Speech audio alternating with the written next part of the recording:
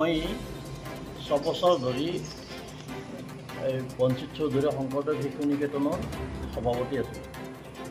যোৱা 24 ডিচেম্বৰত মোৰ কাৰ্যকাল উকলি যায় আৰু সেই মৰ্মে আমি হিচাপ নিকাচ ঠিক কৰি হিচাপ দিয়াৰ কাৰণে ৰাইজক মাতিবলৈ প্ৰধানক আমি নিৰ্দেশ কৰিছোঁ, কিন্তু ৰাইজে তেখেতে নামাতি বহুদিন পিছত যোৱা 1 জুনত তেখেতে মিটিংখন সাধাৰণ সভাখন পাতিলে আৰু সেই সাধাৰণ সভাত আমাক পুৰণা কমিটিখনক নিমন্ত্ৰণ নকৰিলে।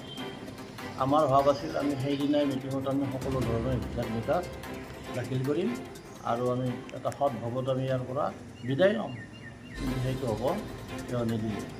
তাৰপিছতে তেওঁলোকে 1 তাৰিখে জুন মাহৰ 1 তাৰিখে মিটিংখন গঠন কৰিলে, কিন্তু জুন মাহৰ 1 তাৰিখে ৰাইজখন মাতি তেওঁলোকে মিটিং যিখন গঠন কৰিলে সেই মিটিংখনৰ কিন্তু তালিকাখন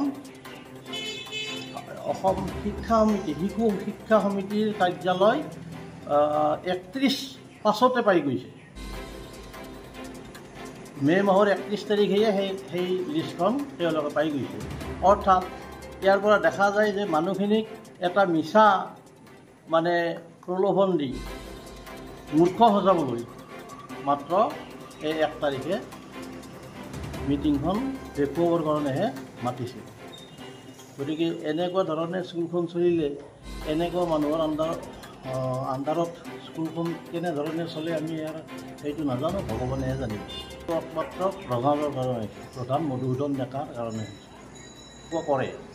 আগতে তেওঁ প্ৰতি মাহত পেটি কেছ বুলি তেওঁ 5,000 টকা সদায় লৈ আছিল, কিন্তু আমি দেখিলোঁ যে তেওঁ কোনো ধৰণৰ নিদিয়ে, ভাউচাৰ নিদিয়ে। এইটো তেওঁ যাৱতীয় আলহী অতিথি আহিলে চাহ তামোল খোৱাৰ বাবদ তেওঁ নিজাভাৱে তেওঁ আপ্যায়ন কৰে আৰু সেইমতে তেওঁলোকৰ খৰচটো লয়, কিন্তু তেওঁ সেইটোত ভাউচাৰ দিবলৈ টান পায় আৰু ভাউচাৰ নিদিয়াৰ কাৰণে আৰু তেওঁ ভাউচাৰ দিব লাগিলে পইচা নালাগে বুলি ক'লে, তেতিয়া আমি সেইটো বন্ধ কৰি দিলোঁ। বন্ধ কৰি দিলোঁ যদিও কাৰ্যটো চলিব লাগিব, গতিকে আমি সেই সন্মুখতে আমি এজনী আমাৰ অফিচ এছিষ্টেণ্ট আছে, তেওঁৰ হাততে পইচাটো আমি মাহৰ খৰচটোৰ কাৰণে আমি দি দিওঁ আৰু সেইমতে চলি আছিল। আৰু সেই দিন ধৰি প্ৰধানে আমাক সদায় মিটিংখনৰ বিৰুদ্ধে সদায় কৈছিল।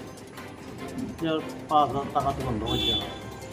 বন্ধ কৰি দিয়াৰ অন্য কাৰণ একো নাই, মাত্ৰ তেওঁ কৰে কোনোমতে ভাউচাৰ নিদিয়ে। ভাউচাৰ নিদিয়াকৈ পইচাটো খৰচ কৰিলে আমি কি এনেকৈ মিলাম, সেয়ে আমাৰ মাজত এটা বিৰোধৰ সৃষ্টি হয় আৰু সেই মৰ্মে তেওঁ আমাক সদায় টাৰ্গেট কৰি লয় প্ৰতিটো কথাত, প্ৰত্যেকখন মিটিং। আৰু আমি ইফালে পদত্যাগ কৰা নাই আৰু সেই যিদিনা মিটিংখন গঠন কৰা হৈছে 1 তাৰিখে, সেই মিটিঙত আমাৰ পুৰণা কমিটিখনৰ কোনো সদস্যকে নিমন্ত্ৰণ কৰা নাই। আনহাতে মই তেতিয়া কৰিলোঁ কি যে আমাৰ অন্ততঃ আমিতো অৱসৰ ল'বই লাগিব, গতিকে আমাৰ সম্পাদক মহোদয়ক মই ক'লোঁ যে আপোনাৰ প্ৰতিবেদনখন আৰু হিচাপৰ যিটো প্ৰতিবেদন হিচাপ পৰীক্ষকৰ, এই প্ৰতিবেদন দুটা আপুনি পাছ কৰি দি তাত দি দিব। কিন্তু তেওঁলোকে ক'লে যে পুৰণা কমিটিৰ কোনো ইয়াত একো নাই, গতিকে এইটো কৰিব নালাগে আৰু পুৰণা সভাপতি কিহৰ সভাপতিক মাতিব লাগে, এই ধৰণৰ কথা তেওঁলোকে উচ্চবাচ্য কৰি আমাক লাঞ্ছিত কৰে। মিটিঙত যোৱা নাই, তথাপি মিটিঙত যোৱা মানুহবিলাক প্ৰত্যেকজন মানুহে এই কথাটোত আঘাত পাই মোক সকলোখিনি কথা কৈছে। দস্তুৰ মত এইটো মোক আচলতে অপমান কৰা নিচিনাই হৈছে। এতিয়া স্কুলখন যাতে ভালদৰে পৰিচালনা হয় তাকে মই কামনা কৰিছোঁ আৰু এই প্ৰধানৰ কাৰণে এনে খামখেয়ালিৰ কাৰণে যাতে স্কুলখনৰ শৈক্ষিক পৰিৱেশটো নষ্ট নহয়, তাৰ কাৰণে আমাৰ সকলো অভিভাৱক ৰাইজ সদায় সজাগ হৈ থকাটো বাঞ্ছনীয়।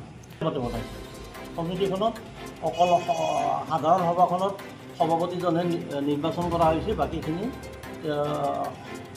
প্ৰধান আচাৰ্যই নিজামতে বনাইছে। প্ৰি মিটিং প্ৰি হৈ গৈছে।